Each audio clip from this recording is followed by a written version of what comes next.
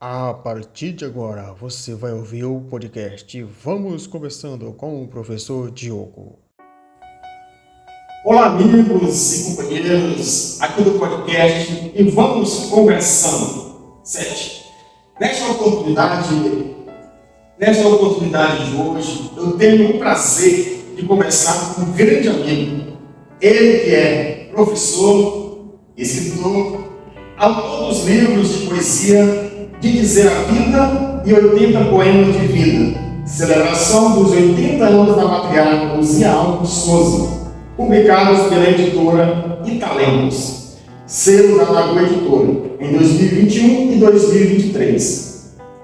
Ele é natural da cidade de Muricilândia, mas mora em Araguaína desde os primeiros anos de vida. Após a conclusão do ensino médio, fez complementação no curso normal, habilitando-se como professor no ano de 99. Em 2021, ingressou na Universidade Federal do Norte do Tocantins, no curso de Letras. Tem especialização em língua portuguesa e literatura pela Faculdade Rio Som. É mestre no ensino de língua e literatura pelo programa de pós-graduação Literatura PPGL, da Universidade Federal do Norte do Tocantins, Campo de Araguaína.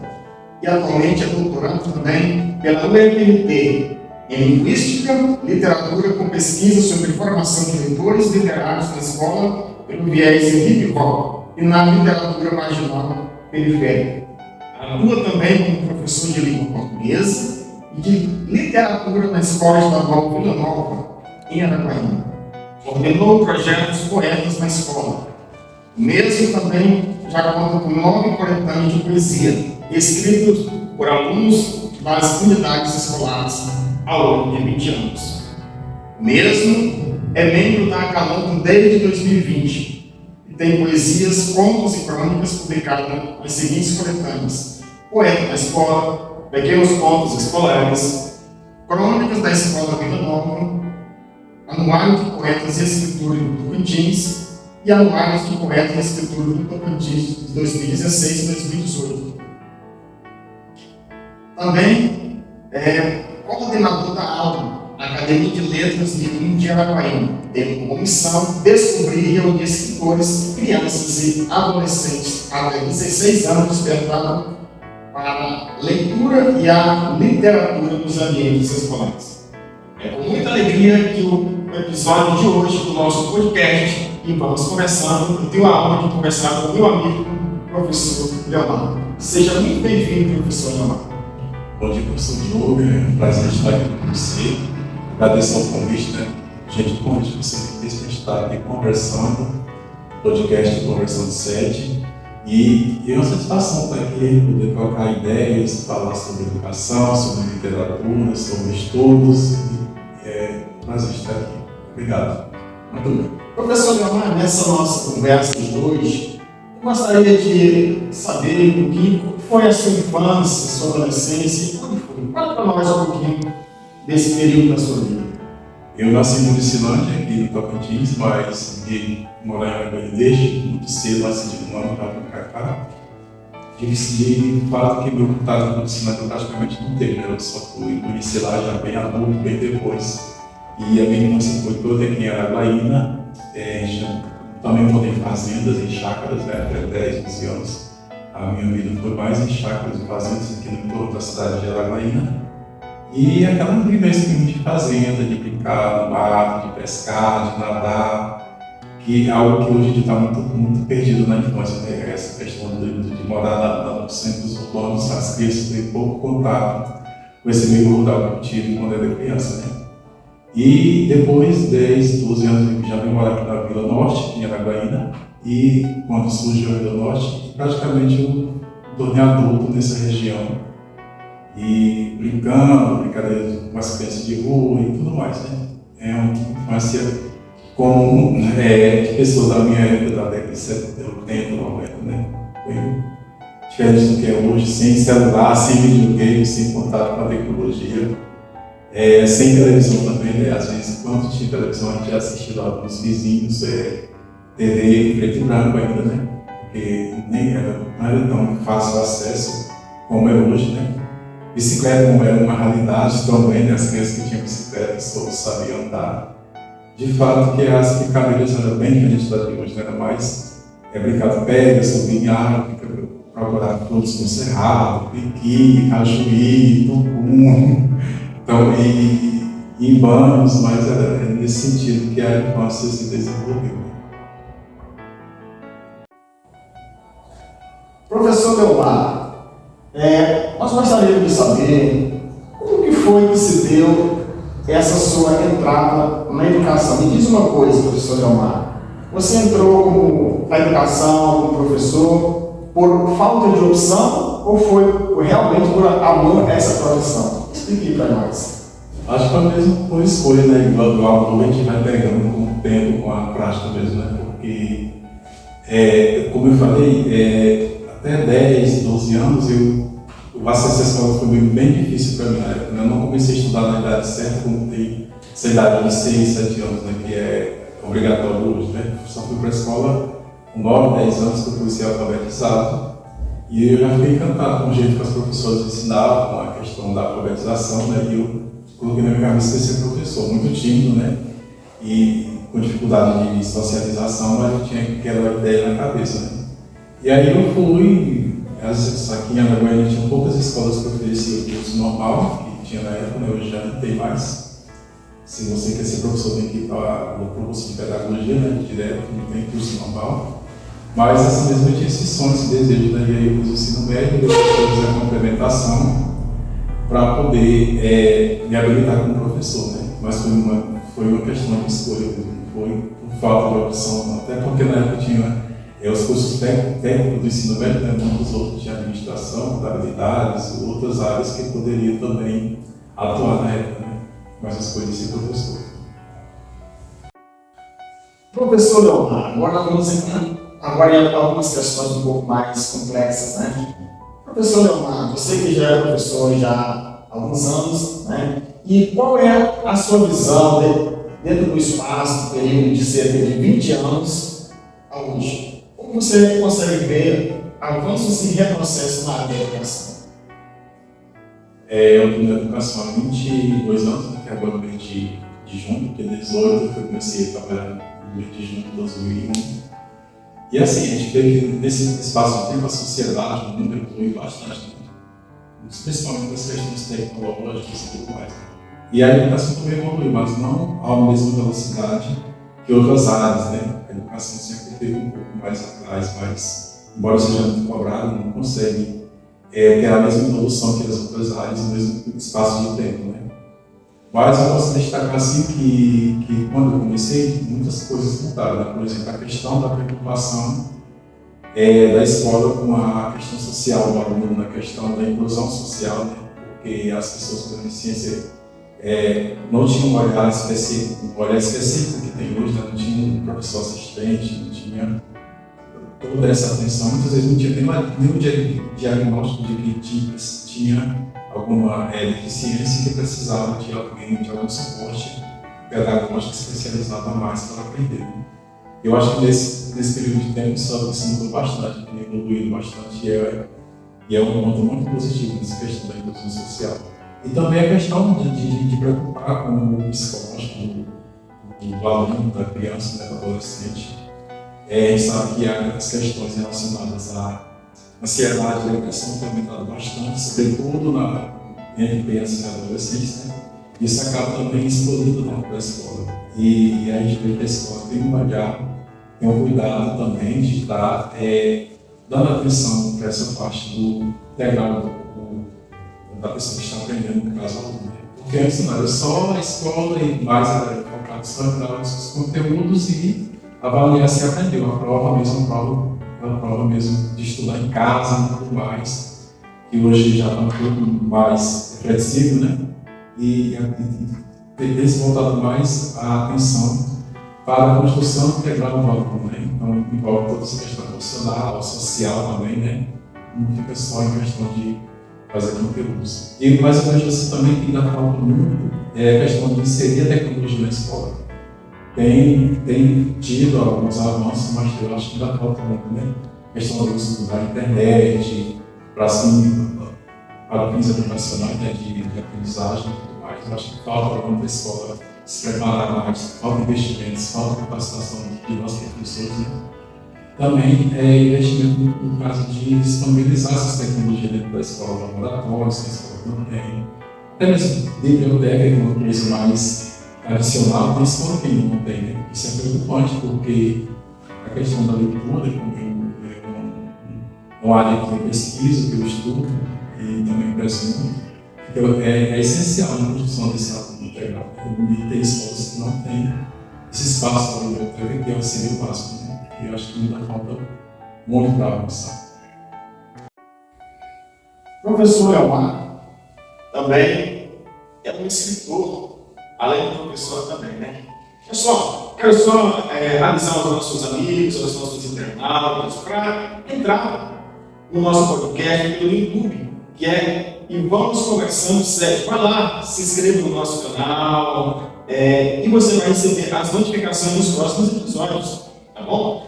Hoje nossa conversa é comigo com o professor Elmar. O professor Elmar também é um escritor. Professor Elmar, você já tem algumas obras publicadas, entre elas De Dizer a Vida, que eu também já tenho esse exemplar, e também 80 poemas de vida, que também trata sobre uma homenagem muito clássica, né? Onde você presta homenagem à sua mãe, né? Então, assim, fala-nos de maneira sintética sobre esses dois livros que você publicou para a gente. O de Dizer a Vida foi de 2021, né? Eu publiquei pela editora Italentos, e é mais ou menos um apanhado de tudo que eu já tinha escrito aí durante mais de 20 anos, né? E eu, como professor de literatura, sempre incentivei os alunos a escrever em sala de aula, enquanto eles iam escrevendo nas poesias deles, eu também escrevo nas minhas, né? Então, eu, como resultado, escrevi de Dizer a Vida, né? São várias poesias, várias temáticas, né? Não tem uma temática definida, mas é uma seleção assim, do que eu achei que era mais importante trazer para o leitor, né? Até porque tinha amigos que sabia que eu escrevia, sempre cobrava uma publicação, né? Então isso ficou tendo publicação. E já este ano, fez 80 anos no mês de abril, e eu escrevi esse aqui, o Tendo Poemas de Vida, celebração dos 80 anos da Maria Luzia Alves de Souza, que é minha mãe, né? E é uma homenagem, né? Porque foi uma mulher batalhadora, né? Teve muitos percalços para criar novos filhos, alguns netos e bisnetos também, né? Já criou muita gente com vários problemas de saúde, e Deus nos concedeu a bênção de poder comemorar 80 anos de vida dela e estar em saúde, graças a Deus, né? E esse livro é uma homenagem, né?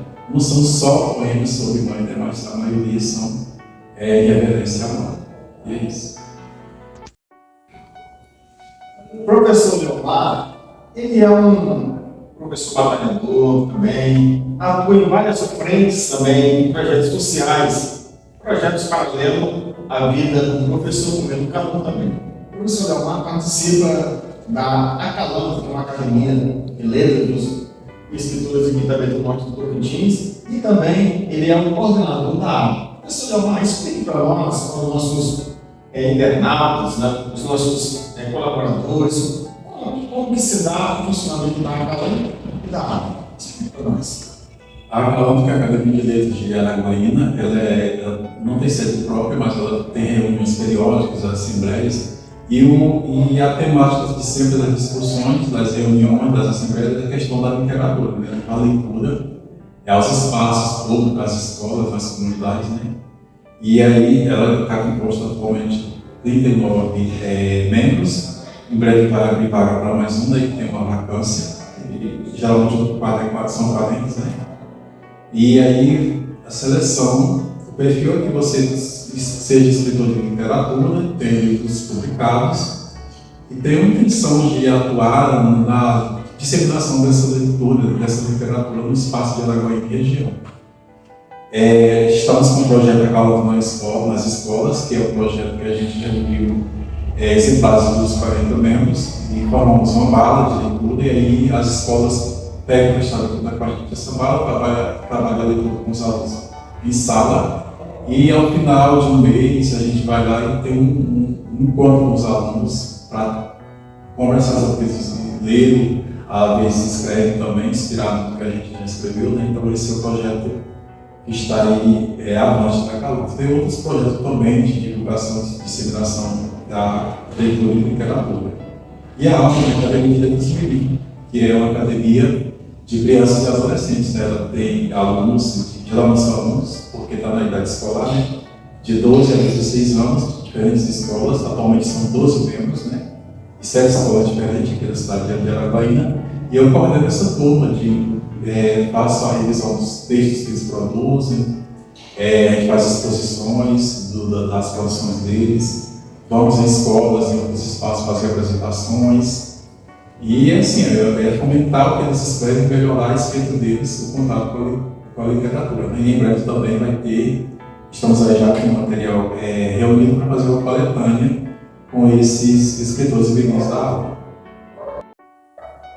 Hoje, no podcast Vamos Conversando 7, tenho o prazer de conversar com meu amigo, o professor Leonardo, né? Que também atua juntamente comigo na mesma unidade escolar.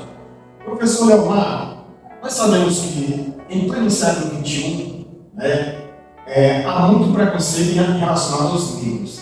Na sua opinião, quais são as principais políticas públicas que têm, de certa forma, tentado amenizar a situação do negro em relação ao nosso país, o Brasil, de uma forma geral? Como que você vê a discriminação e as políticas públicas para os negros? A gente sabe que a questão da discriminação é um crime, isso só de a questão de criminalizar, eu acho que já é um avanço, né? Porque as pessoas podem imaginar que possa destratar alguém pela pele e vai ficar impune, né? Porque tem uma legislação muito específica que trata dessa questão, né? Que tem a questão da punição, prisão e tudo mais, né? Eu acho que isso é um avanço. Então, entendendo a questão do sistema de cotas que favorece uma igualdade nas pessoas negras, pretas, que não tiveram acesso ao sistema escolar, né, na idade certa, ou por várias questões, ter a oportunidade de também galgar outros espaços que as pessoas brancas já normalmente já ocupam, né, e a gente pode também ocupar em virtude desse sistema de cotas, né. Mas também a gente sabe que muita coisa precisa ser mudada, né. Tem as questões os debates raciais, né, com as questões étnico-raciais são constantes. Infelizmente a gente ainda vê que ocorre muito essa questão de crime relacionado à raça, né, no Brasil e no mundo, né. Ultimamente tem sido muito frequente, isso é preocupante. Mas a gente sabe que tem a legislação, também tem a legislação específica que faz com que as escolas, a educação insira conteúdos afros, né, dentro da escola, né, nas disciplinas de língua portuguesa e história, principalmente, né, mas também é bem mais amplo em todas as disciplinas, como forma também de estar mostrando o que essa população negra produz e qual a contribuição que tem dado para a construção do Brasil, para a nossa formação. Eu acho que isso é um ponto muito chave que tem que ser levado adiante também, porque a partir do momento que a pessoa conhece, ele vai ter outro olhar e de repente pode deixar mudar a visão discriminatória e também entender que todos somos iguais, né? A cor é uma diferença só de visão, né? Mas não somos diferentes para dar cor, todo mundo tem seu espaço no Brasil, esse espaço deve ser respeitado e garantido. Pois meus amigos, nesse bate-papo agradável aqui com o meu amigo, o professor Leonardo, a gente vai nos caminhando agora para os finalmente, né? Professor Leonardo, faça aqui as suas considerações aqui nesse momento que tivemos aqui, conversamos aqui no podcast que vamos conversando. Primeiramente eu agradeço ao convite, né? O convite gentil que você me fez de estar aqui nesse momento. Podcast Vamos Conversando 7, a gente está assim, dialogando sobre leitura, sobre educação, e foi muito bom estar aqui nesse espaço. E a minha bandeira é a literatura e a educação, né? Então, tanto é que eu escrevo os dois livros também, como forma de trazer minhas ideias nesse aspecto também de educar, de levar as pessoas a ler. E aqui eu quero também divulgar minhas produções, né, de Dizer a Vida, e o 80 Poemas de Vidas. Eles podem ser adquiridos no Café do Luca, ali na Avenida Pedro Nasce, próximo ao semáforo da Castelo Branco. Lá tem um espaço da Calamando, que tem exposição de livros de venda, lá tem alguns exemplares, tá? As pessoas podem ir lá adquirir, se caso tenham interesse, ou também pessoalmente comigo, né? Tem exemplares dos dois, algumas escolas adquiriram, né? Então a gente está aí trabalhando a leitura com os alunos, fazendo trabalho de leitura, de análise, e tem sido bastante interessante. E estamos aí também à disposição para, dentro da nossa disponibilidade de tempo de nas escolas, falar sobre leitura, sobre formação de professores, sobre produção de texto, essa questão mesmo relacionada à formação de leitores, né? Então eu também tenho esse trabalho que eu faço e estamos também abertos a convite. Obrigado. Muito obrigado, professor Leonardo. Estamos juntos aí. Obrigado. Muito esclarecimento. Tá bom? Obrigado. E assim nós vamos terminando mais um podcast e vamos conversando. Um abraço e até o próximo episódio.